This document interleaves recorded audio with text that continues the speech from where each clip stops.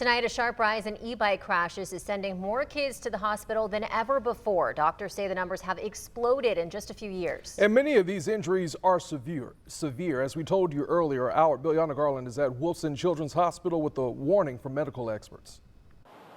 Right now, doctors are seeing children as young as toddlers come into this emergency room with e-bike and e-scooter injuries.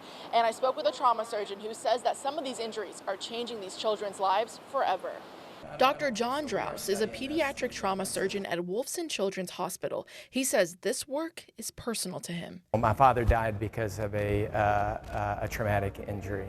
The number he's seeing now are staggering. In 2022, Wolfson treated 3 children for e-bikes and e-scooter crashes. Last year, that number jumped to 115. And so far this year, in less than 6 months, they've already treated 88. Vehicles are not looking for your child, okay?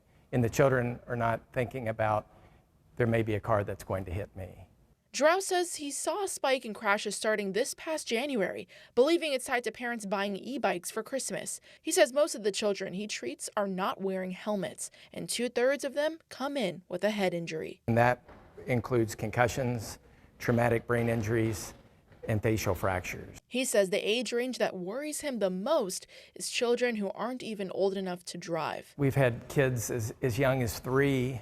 With some e-bikes reaching up to 70 miles per hour. The helmets that you buy for your kid to put them on a bicycle is not appropriate for an e-bike. He says some of the injuries he's treated have changed children's lives. The 2 that I have in mind survived their injuries, but they're not the child they were before they got injured. They have to do things like learn how to walk again, learn how to talk again. Instead of going to high school next year, they're trying to learn how to feed themselves.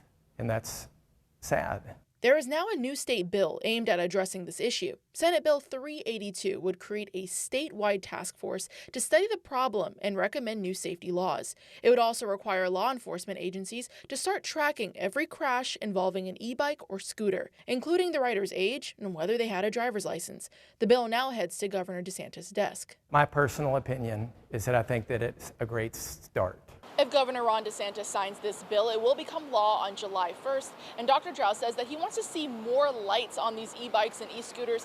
And he also stresses to parents to have their children wear a more motorcycle-style helmet instead of the bicycle-style ones. In Jacksonville, I'm Biljana Garland, First Coast News on your side.